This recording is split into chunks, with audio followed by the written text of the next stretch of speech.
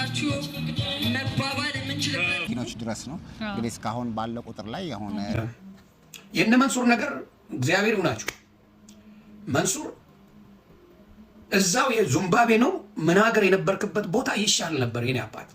በነገራችን ላይ መኪኖቻችን ማስረከባችንን ቀጥለናል። ለዚያው በ950 ሺህ ብር ቅድመ ክፍያ ቀሪውን 950 ሺህ ብር በ5 ዓመት።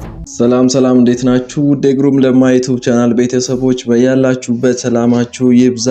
ዛሬም በአዲስ ቪዲዮ ወደ እናንተ መምጣት ይያለሁኝ ማለት ነው። በፊንቴክ ድርጅት አማካኝነት እየተፈጠረ ያለ ነገር አለ። ብዙ የኢትዮጵያውያንን ህዝብ ገንዘብ ደግሞ በልተው ሳይመልሱ በዛው ጥፍት ብለው የቀሩበትን ሁኔታ ብዙ ሰዎች እየተነጋገሩበት ይገኛል። የተፈጠረው ነገር አሳያችኋለሁ እና ደግሞ የሆነውንም ነገር አሳያችኋለሁ። ከዛ አይታችሁ ትፈርዳላችሁ ማለት ነው። መጨረሻ ላይ በዜጎች ላይ የ1.7 ቢሊዮን ብር ጉዳት ያደረሰው የማጭበርበር ወንጀል ምርመራ ተጠናቆ ክስ ተመስርቷል። የፊንቴክ ኢንቨስትመንት ድርጅት ዋና መስራችና ታዋቂ ግለሰቦች ከ1200 በላይ ዜጎችን በማታለል ወንጀል ተጠርጥረው ክስ ተመስርቶባቸዋል። ተጠርጣሪዎቹ በ90 ቀናት ውስጥ የኤሌክትሪክ መኪና ባለቤት እናደርጋቸዋለን በማለት ከእያንዳንዱ ተጎጂ እስከ 1.3 ሚሊዮን ብር ተቀብለዋል። አመሰግናለሁ። እሺ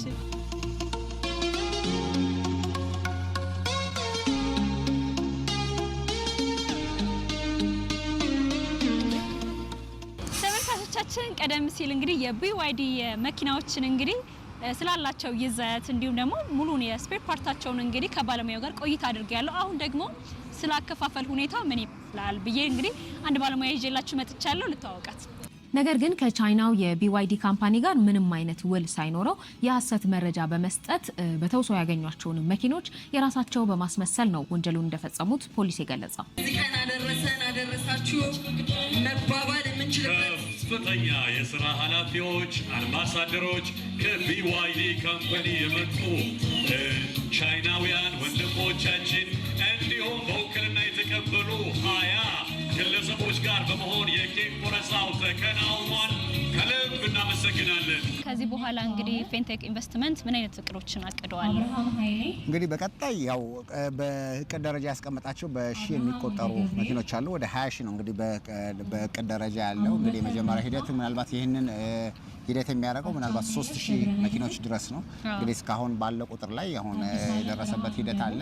በቀጣይ ግን ይህንን ሂደት እስከሚያደርግ ይህንን እድል ያደርጋል። እንግዲህ ከወለድ ነፃ አድርጎ የባንክ ብድር በራሱ ሰጥቶ በራሱ መያዣ አድርጎ ራሱን ኮላተራል እንዲያደርግ አድርጎ ይሄ እንግዲህ አንዳንድ ጊዜ እውነት የማይመስል እንኳን አይደለም ለነሱ ለኛ እንኳን አንዳንድ ጊዜ የሚሆን ነው።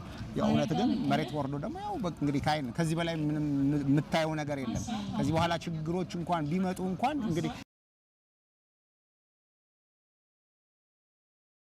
በዚህ ወንጀል ታዋቂ አርቲስቶችና የማስታወቂያ ባለሙያዎችም እጃቸው እንዳለበት ነው ፖሊስ ያስታወቀው። መንሱር ጀማል፣ ሰራዊት ፍቅሬ፣ ካሊድ ናስር፣ ሰለሞን ቦጋለ፣ ዳንኤል ተገኝና ሌሎችም እውቅናቸውን በመጠቀም የሐሰት መረጃ በማሰራጨት እያንዳንዳቸው 8 ሚሊዮን ብር የሚያወጣ መኪና በስጦታ በመቀበል ወንጀል ተጠርጥረው በቁጥጥር ስር ውለዋል። መንሱር ወንድማችን ውስጥ ያውቀዋል። ቀድሞ ተነግሮሃል። የመንሱሬ ቀድሞ ተነግሮ ነበር። ኢንቨስት ላረግ ነው ሄድኩት ምናምን አልክ መንሱሬ። ወይኔ ያልተሰከሰ ውስ መንሱሬ መቼ ነው እውነት የምታወራው? የኔ አባት መቼ ይሆን? ቡርኪና ፋሶ ለኢንቨስት ላረግ ነው ለቢዝነስ ነው ምን ይቅርብ ይሄ ነገር።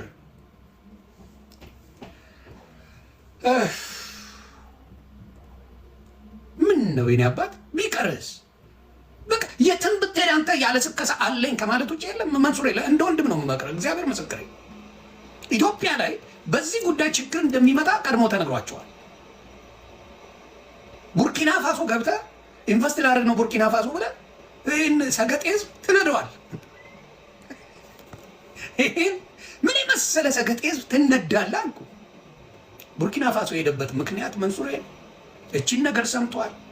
እስር ቤት እንደሚገባ ያውቀዋል። የሚያስጠይቅ ስራ ነው የሰሩት። ሰውየው ማፊያ ነው። የትኛው እነሱን ያገኛቸው ሰውዬ የተመታ ማፊያ ነው። ምን እንዳረገ ልዘግብ። ይሄ የተመታ ሰውዬ መኪናው ተውሶ ነው ያመጣው። ላስተዋውቅላችሁ ብሎ የተመታ ሰው የሆነ ጫባ ከፈለ። ላስተዋውቅላችሁ ብሎ ነገራቸው። እነዚያ ያውቁ። በኢትዮጵያ ምን አገባቸው ቻይናዎች? ምን አምስመለከታቸው? ላስተዋውቅላችሁ በደንብ ይገዛል ምናምን አለና የሀገር መኪና አምጥቶ እነ ሰራዊ ፍቅሬ እነ ሰለሞን ቦጋለን መንሱር ጀማልማ እንዲሁ አየር ላይ የሚሰክስ ሰው ነው። ምድር ላይ እንኳን አይቀመጥም። የሱ ሳክስ ሰማይ ላይ ሁላ የሚሰክስ ይመስለኛል። እነ ካሊዶን ምናምን ሰበሰበና በቃ ያው መጥቷል መኪናው ምናምን ብለው አወዛጉ ነጩት። ፒፕል አበሻ ደግሞ ምስኪን ህዝብ ነው። በቀላሉ የምታጭበረብረው በዓለም ላይ እንደ ኢትዮጵያዊ የለም። ሰላም እንዴት ናችሁ? ቤተልሔም ይባላል። ቤተልሔም የስራ ድርሻሽ?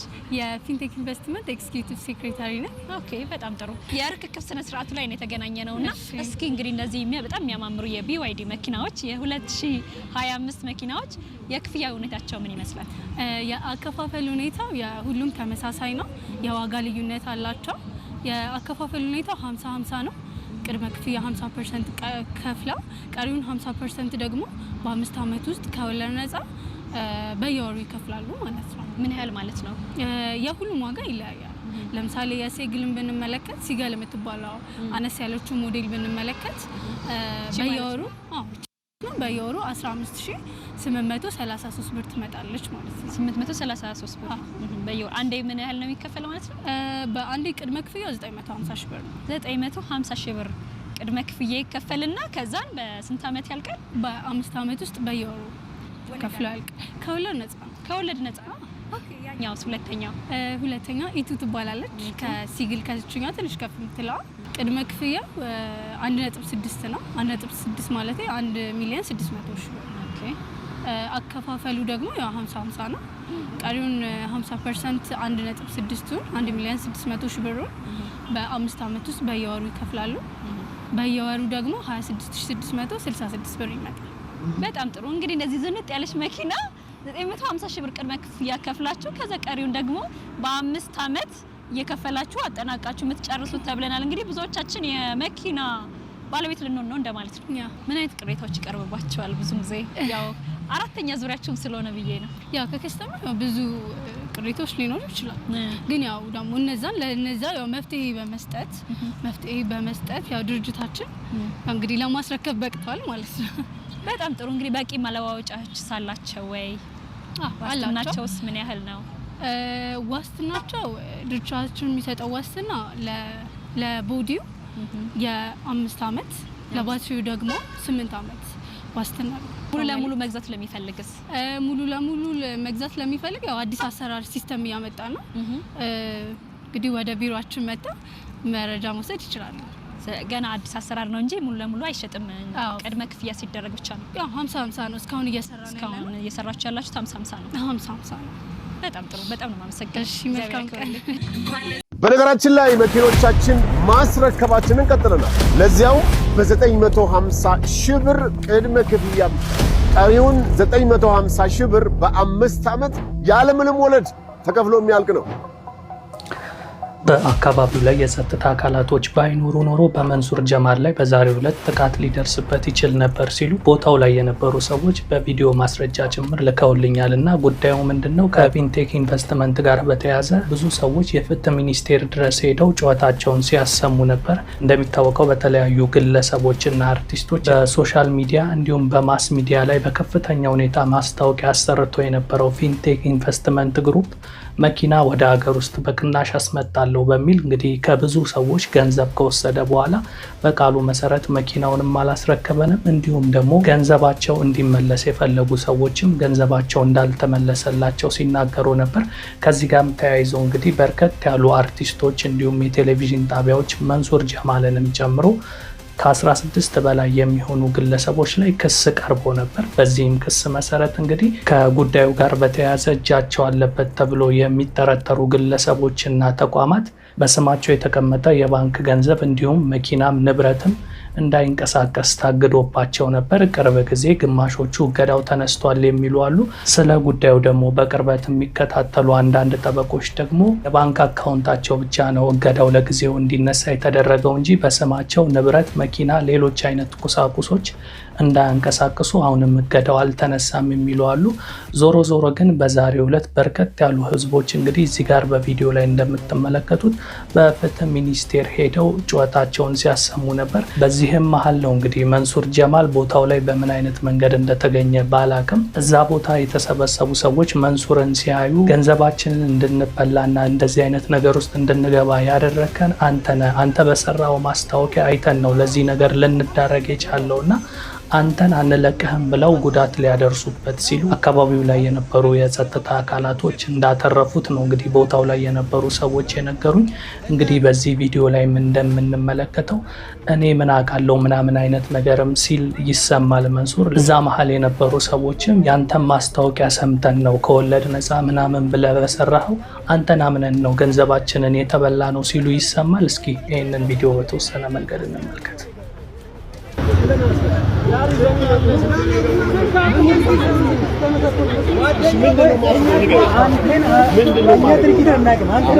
ለምን ታገኛለህ? ድርጅት የኔ ነው ያለወለድ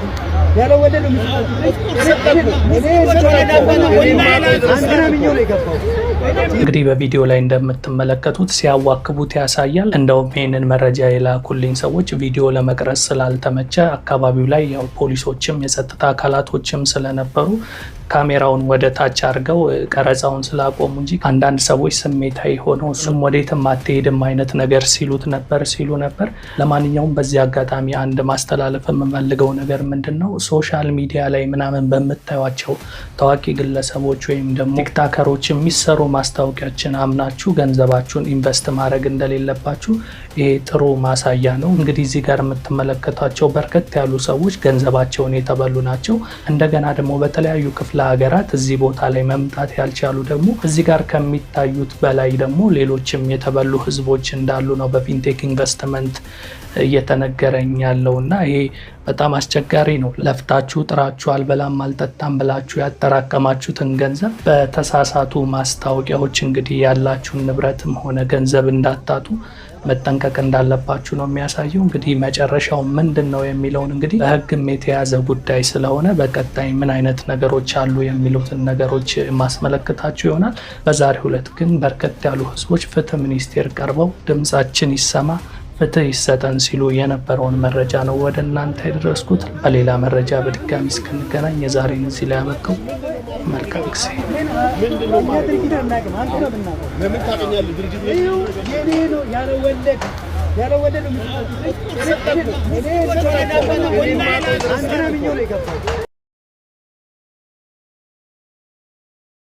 ምክንያት መኪናውን ወሰድክ? አዎ መኪና ወስደናል። እንግዲህ ከፊንቴክ ጋር አንድ ተቋም ከዚህ በፊትም እኔ ለመኪና ካምፓኒ ሰርቻለሁ 5 ዓመት።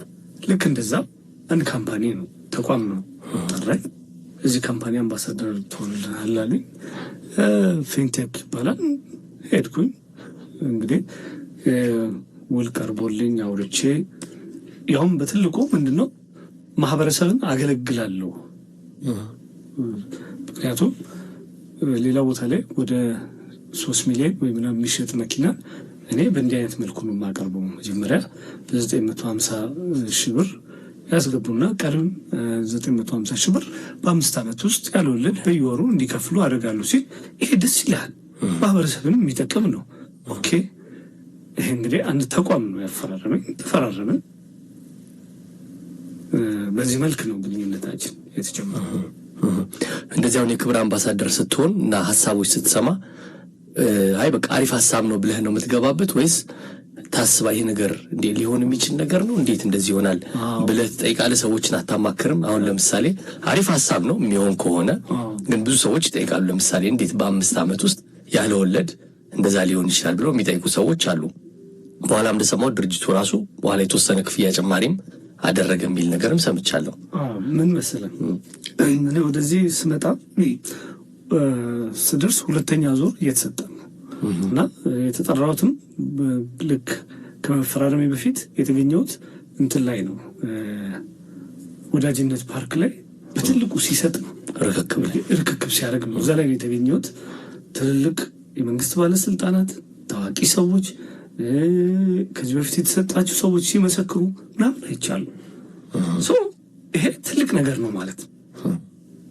ከዛ እንደውም እዛው ላይ ነው እንትኑ ፊርማውን የሚያደርግ ነው። ልክ እዛው ላይ ነው አይተው ከሆነ ካየው በኋላ እዛ ላይ ተጠርቼ እንደዚህ አምባሳደር ልናደርጋቸው ነው እዚሁ ተብሎ እዛው ተፈራረምን ማለት ነው።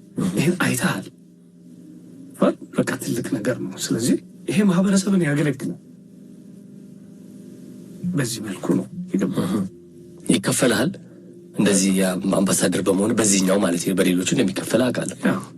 ኮርስ ለዛሬ ያስኩት ቪዲዮ ይሄንን ይመስል ነበር። ለዚህ ቻናል አዲስ ከሆናችሁ ሰብስክራይብ በማድረግ ይሄንን ቪዲዮ ላይክ በማድረግ እንድትጨርሱትና ለሌሎች ደግሞ ሼር እንድታደርጉት በትህትና ጠይቃችኋለሁ። በጣም ነው የሚወዳችሁ። በቀጣይ በሌላ ቪዲዮ እመጣለሁ።